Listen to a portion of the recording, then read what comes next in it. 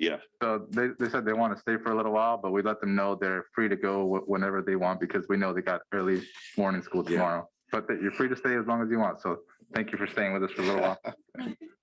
So what we'll do, we'll move on to our public hearing item, which is item 10.1.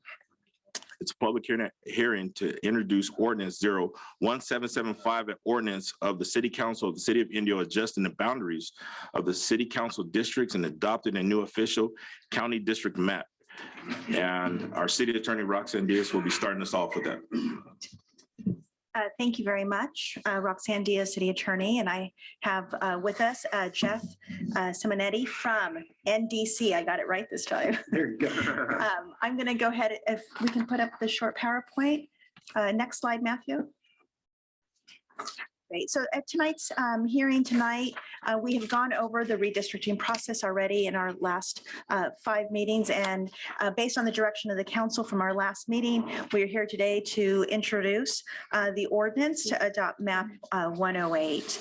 As indicated in the report, following the 2020 census, the city is required to review the new population data and to rebalance the population of its city council election districts. As required by law, we are required to, next slide, please. This has a good visual, Matthew. Great.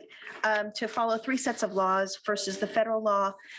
Next are the California requirements, the Fair Maps Act.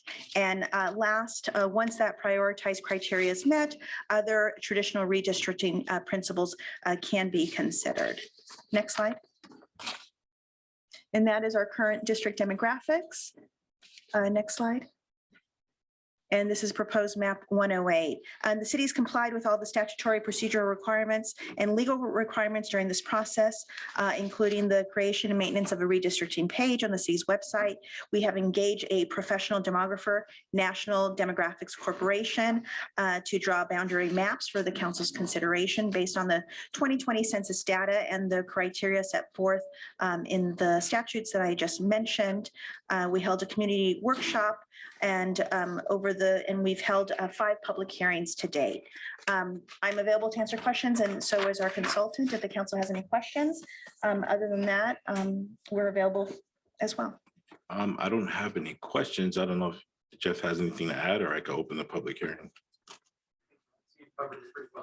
Okay. Is there any questions that you may have moving forward? Great, thank you. So what I'll do is I'll open the public hearing and start with some public comments. So I have first comment is Christian Rodriguez Ceja. Yep. We'll get some feedback. So.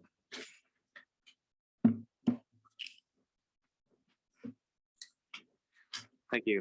My name is Christian Rodriguez. I'm a resident of District 5. I have a few questions for the council today. I'm wondering how 108 doesn't raise the same concerns of compactness that 109 is said to have. On February 2nd, the consultant said that the red district in 109 was skipping a section of the blue district to get to the other side. Looks to me like green district on map 108 does just that and does it in several times to the district in blue and cuts a portion of the orange district. Map 109 does the zigzag only to one district, while 108 zigzags around 2. Second question, which is worse? Having a few Latino VAPs in the center of a district that is predominantly white, even though they share demographics like household income, life expectancy, housing burden, etc., or diluting the poor Latino VAP population into 3 districts where the majority of said districts is predominantly white, of higher income, with longer life expectancy, and all the issues that we've brought to you over and over again. We have not been solely advocating based on race and ethnicity. We have come to this council to express the community's interest, the communities of interest, and how they should be defined by similar income, housing burden, air pollution, and natural landmarks. In fact, Council Member Ramos Amith publicly stated on January 19th that the communities of interest, according to her, and I quote, are the North, the core, and the south. She also suggested that the main corridors be considered as natural dividers. You know what map doesn't do that? Map 108. Map 108 ignores all those recommendations that were set by the council. I don't see how 108 took any of those metrics into consideration unless there was any information that was given to the consultant that wasn't made, the public wasn't made aware of. Also, are those concerns with map 109 legal issues? Do those concerns not occur at all in map 108? And do those concerns put map 109 out of legally being adopted, as Mayor Furman inferred during the February 2nd meeting? Let me remind you that map 109 is the only map that so far has received robust community engagement support and has publicly been identified as the map that is supporting communities of interest, not map 108. Lastly, a council member said that unless we had 45,001 individuals behind our map, we could not speak for the community. Let me remind that council member that in the last election she was involved with, only 8,514 votes were casted in her district, and she received 3,405. Collectively, since 2018, the council has received 14,712 votes. That's more than 30,000 people under from the standard of who speaks for the community that was given to us last meeting. I ask that the council please stop discouraging civic engagement and stops going against the community voices and vote no on map 108 and adopt 109. Thank you. Thank you, Mr. Sayo, for your comments. Martin Gill.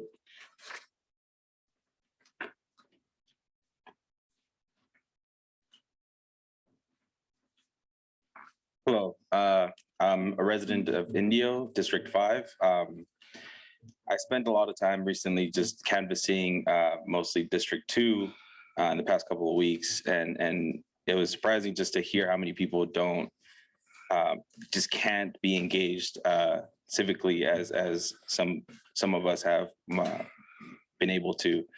A lot of people don't know the representatives and they feel just unheard. I feel like revisiting just the maps, 109 reflects more of communities of interest that people just align with better. That's all I just wanted to say that. Thank you.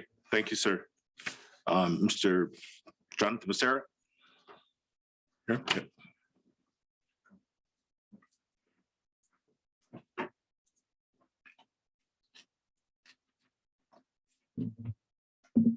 Good evening, Mr. Mayor, council members.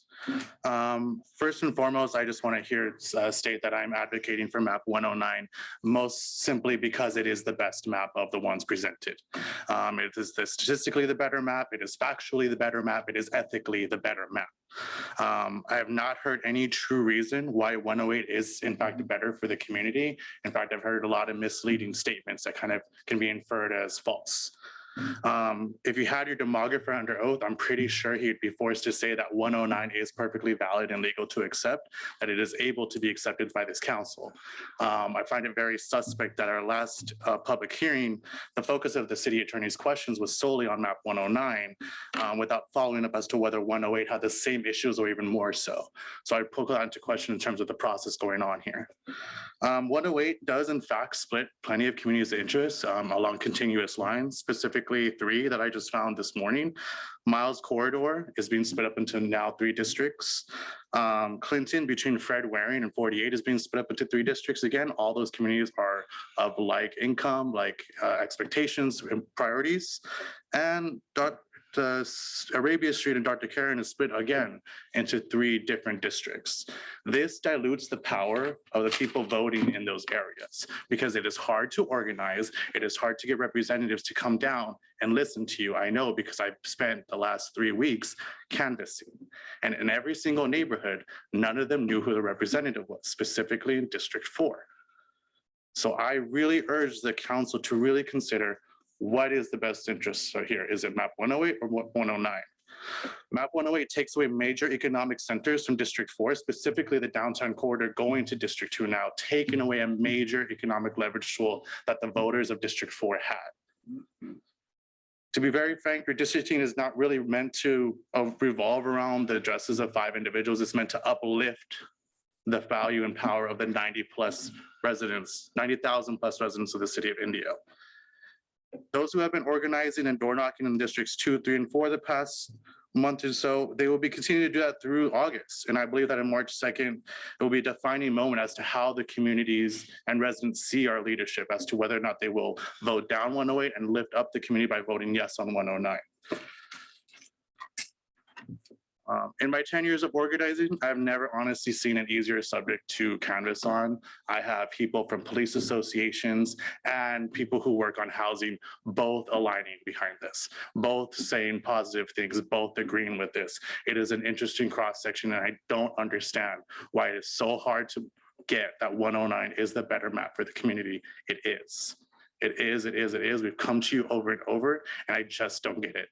I don't get why 108 is better, and no one's explained it to me. So I really appreciate your time, but please vote for 109. Thank you, Mr. Becerra. Next speaker is Mike Zamudio.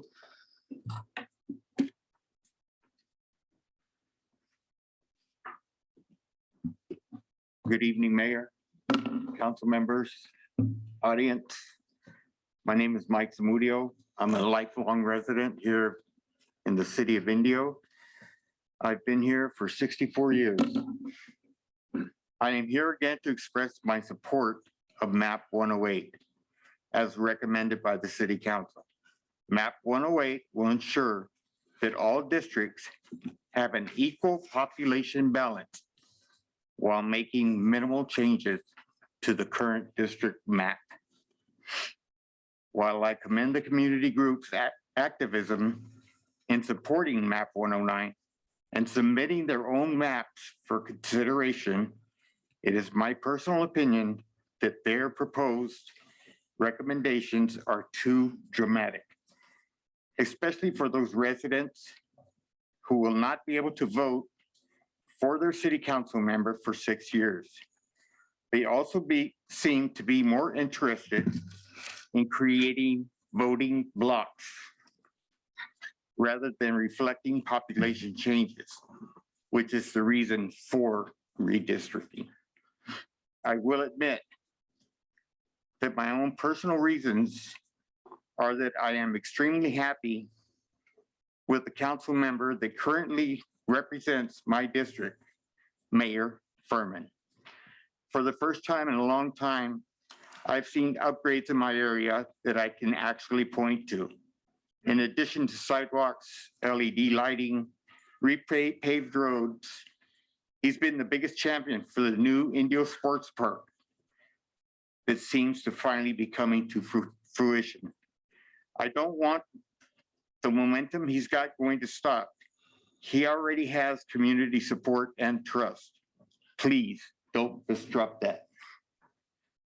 I know that all of you represent the entire city, but with our city's rapid growth, you can't be at all places at the same time. It helps each resident to have that one contact that they can reach out to and get a response. And of course, if they don't respond, then it will have to be dealt with during the next election. Thank you for your time, and please approve MAP 108. Thank you for your comments, Mr. Zamudio. Next speaker is Ana Vargas.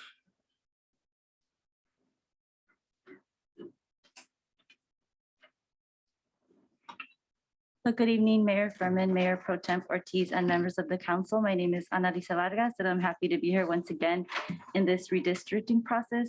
I just also want to, some things that Mr. Zamudio mentioned, which are not actually true, and that is that redistricting is not intended to make minimal changes. It's actually the redrawing of districts maps, and it's based on a very specific ranked redistricting criteria, communities of interest being on the high priority on that list.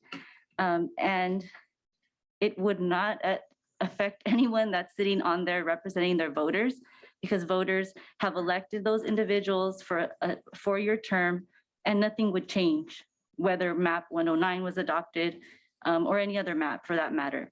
it doesn't affect it. So I just wanted to let him know that that wouldn't be the case. And as you already know, we are knocking on doors and speaking to Indio residents. Most are not aware of the redistricting process, but very interested once they learn its purpose is to redraw district lines and support the fair representation of each individual. If you plan to canvass in Indio, being bilingual is a must. The majority of folks who open their doors are Spanish speaking. I would also like to say that comments made by Councilmember Lupe, Ramos, Amith at the previous public hearing were not only irresponsible, but very disrespectful to many of us. It's no wonder that the city has been so slow in implementing basic translation services to our Spanish-speaking community. This form of disenfranchisement is unacceptable. And I would like to thank and commend Mayor Pro Tem Ortiz for truly listening to the community and following the ranked redistricting criteria when making his decision. Mayor Pro Tem Ortiz is the only one that can truly say he represents the voice of the community. He followed both federal and state law to ensure that communities of interest were prioritized and kept whole. Interestingly enough, other council members have stated that they not only represent their district, but the whole city of Indio. We all know that actions speak louder than words. The citizens are coming to you and expressing their preference, which is map 109, Indio Residents United map. We are the experts actually, because we are part of this community and our lived experiences are proof of that. We don't have to bring 45,001 community members to prove that. What will it take for you to listen to your constituents who you were elected to serve? The redistricting process is intended to be one of the most inclusive exercises of our democracy, where the voices of all residents and communities are heard, respected, and included in the drawing of district boundaries. It's the community's voice. It's about community's voice and ensuring fair representation, not about retaining your seat in the city council. We are when choosing to adopt map 108, you didn't give any valid reasons. So that's why I'm here to urge you that we must adopt map 109. Thank you so much. Thank you, Ms. Vargas. Ms. Sabdi, do we have anyone online? Yes, Mayor, we have Luis Huerta. You have 3 minutes. Hi, good evening, City Council. My name is Luis Huerta Silva, and I serve as redistricting organizer with California Common Cause, a nonpartisan grassroots organization dedicated to upholding the core values of democracy. Recent comments made by City Council members at the February 2nd redistricting hearing have caused concern and are why I comment today. First are the comments describing the efforts of community members as misplaced by City Council member Ramos. When referring to issues like housing burden and environmental issues, the council member deferred responsibility to the state legislature, stating, quote, "You're talking about things that our state legislature have control over, not a city council," end quote. We disagree. When Indio has when a community is in need of green spaces like parks, or to not have flooding go unaddressed any longer, Indio has environmental and health issues to address. When a community is needing safe and affordable housing and rental assistance due to a crippling pandemic, Indio has a housing problem. So to dismiss these issues as anything but within the purview of a city council is not only disrespectful to community members, it undermines their intelligence and efforts to engage in civic discourse. In a process like redistricting that comes only once in a decade, this discourse should instead be encouraged and fostered. Additionally, these comments ignore the redistricting criteria established by the Fair Maps Act, which describes communities of interest as, quote, "a population that shares common social or economic interest that should be included within a single district for purposes of its effective and fair representation," end quote. Comments that pertain to air quality, quality of life, housing burden, renter, income disparities, culture, biking, community centers, flooding, schools, histories. These all describe communities of interest. City Council has been reminded of this definition at every hearing by the demographer, so it should not be in contention the placement of public comments pertaining to the environment or housing in redistricting discussions. I ask that the City Council reflect on the many testimonies shared and the stories of communities of interest described to them. Give them the respect and attention they deserve in making your final map decisions today. The redistricting rules are different than the districting rules of years ago, and the City Council should be responsive to those said laws. Thank you for your time. Thank you, sir. Do you have any? Next, we have Venessa Becerra, followed by Jose Garduno. Ms. Becerra, you have 3 minutes. Good evening. My name is Venessa Becerra, and I'm a resident in Indio. I support map 109 as it prioritizes keeping communities of interest whole and providing more accurate balance of representation. Despite the concerns that were within the report, it fully complies with Section 2 of the Voting Rights Act and includes 4 VRA districts with over 50% CVAP or Latino CVAP. Yeah, and I really urge that the council adopt 108 or 109 and not 108. We haven't really heard any reason for 108 other than it was balancing out the population, which is just one criteria. So please revisit your criterias and support the community with map 109. Thank you. Thank you for your comments. Next is Jose Garduno, followed by Mitzy Esquivel.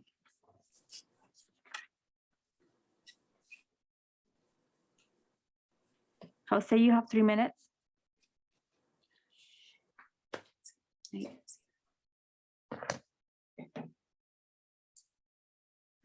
Jose, can you unmute yourself?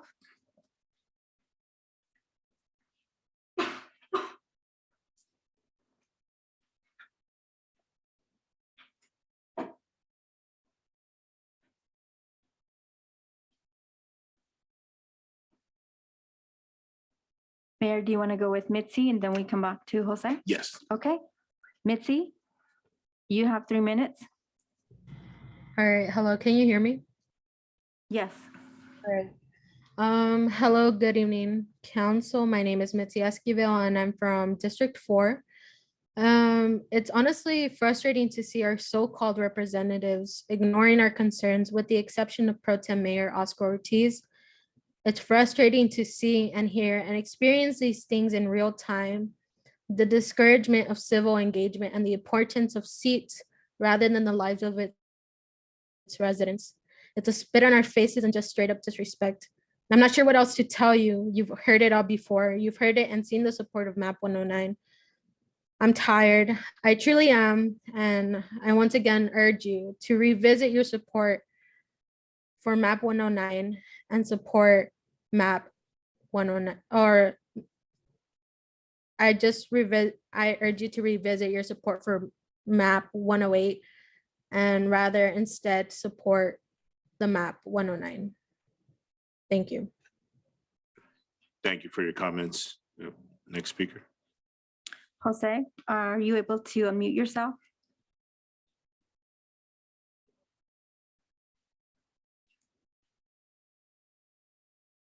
Okay, we can go with Lizette. Yeah. Lizette, you have 3 minutes.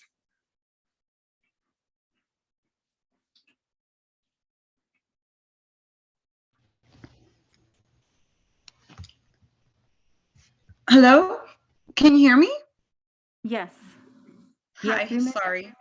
Hello, I am Venessa Becerra, resident of Indio, and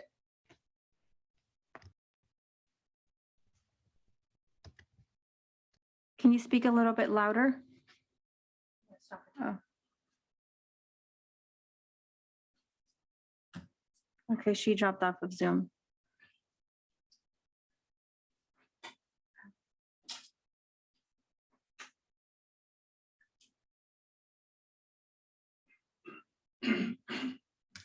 Jose, do you want to try again to unmute yourself?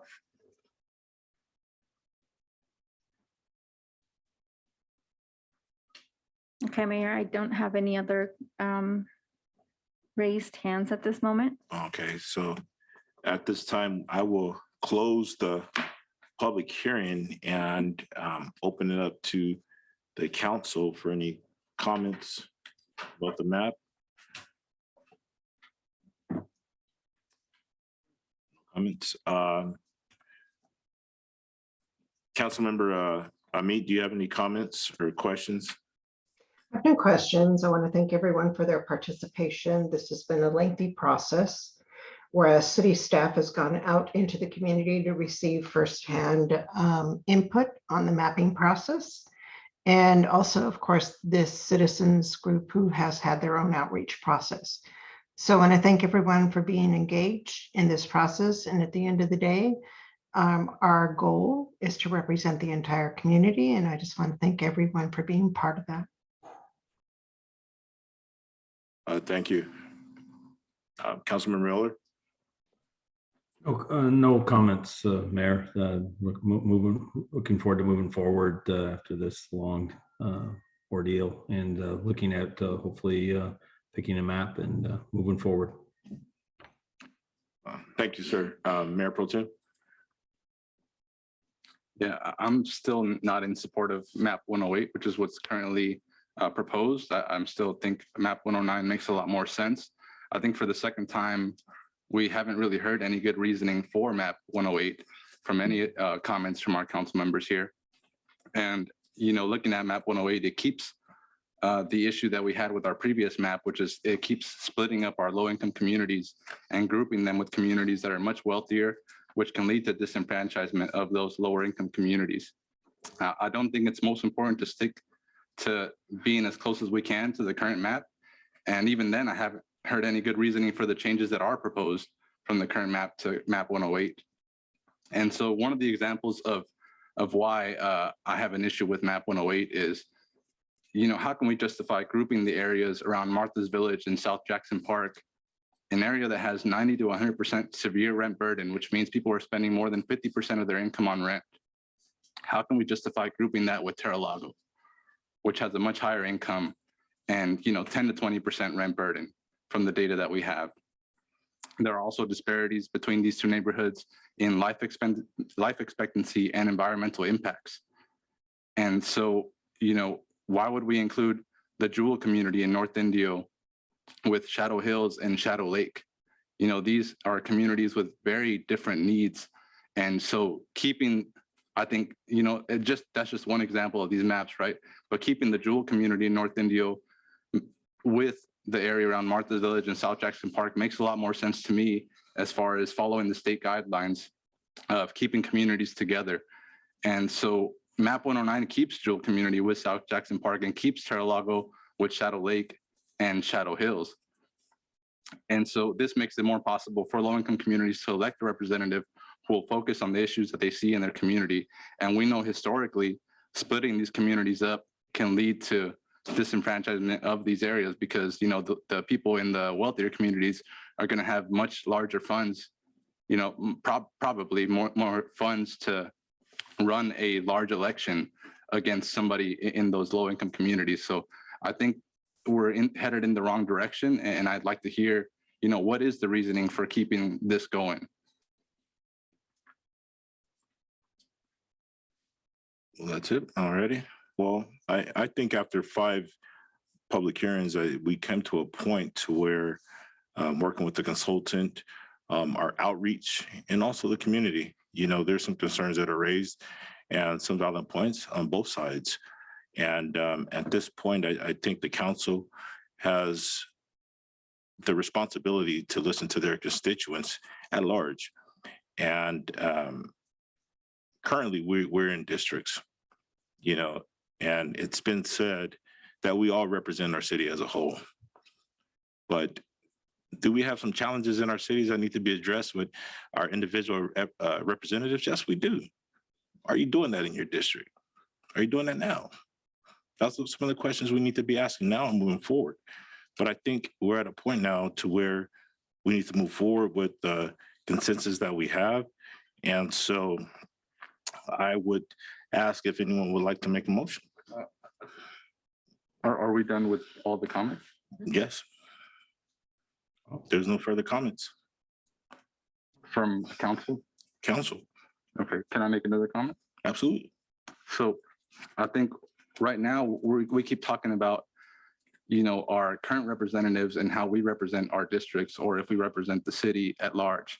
But that is not the discussion we're having now. This is the future of 10 years of representation in our city. You know, we might not be here by that time. So we're trying to set it up so that in the next 10 years, how do we make sure that all of our communities communities of interest are kept together so they can elect the proper representative. And how do we make it the best map possible to provide that representation for our residents? So I just don't want to change that conversation to, we all represent the city. Yeah, it's true. And that's always going to be the case, right? But it does impact who gets elected into these positions. And the current map doesn't provide that representation. It doesn't follow, it might be legally acceptable, but it's not the best way to provide representation to all of our communities, and making sure that those communities that have been underrepresented in the past have the best representation that they can moving forward for the next 10 years. So that's my comment. Thank you, sir. So, And I'd like to go ahead and make a motion because I think that I am proof that the system works. I was elected as a Latina in a district that is minority Hispanic. So I would like to waive full reading of ordinance number 1775, an ordinance of the City Council of the City of Indio, adjusting the boundaries of the City of Council districts and adopting a new official council district map. Based on the results of the 2020 census, introduce the ordinance by the only title and request the city clerk to read that title. I'll second that motion. I have a first and a second. Can I have a roll call vote, please? Councilmember Holmes. Aye. Councilmember Miller. Aye. Councilmember Ramos Amith. Aye. Mayor Pro Tem Ortiz No. and Mayor Furman. Aye. Motion passes 4-1. And now I will read the ordinance into the record. Ordinance number 1775. An ordinance of the City Council of the City of Indio, adjusting the boundaries of the City Council districts and adopting a new official council district map for the City of Indio based on the results of the 2020 census. Thank you, Mayor. Thank you.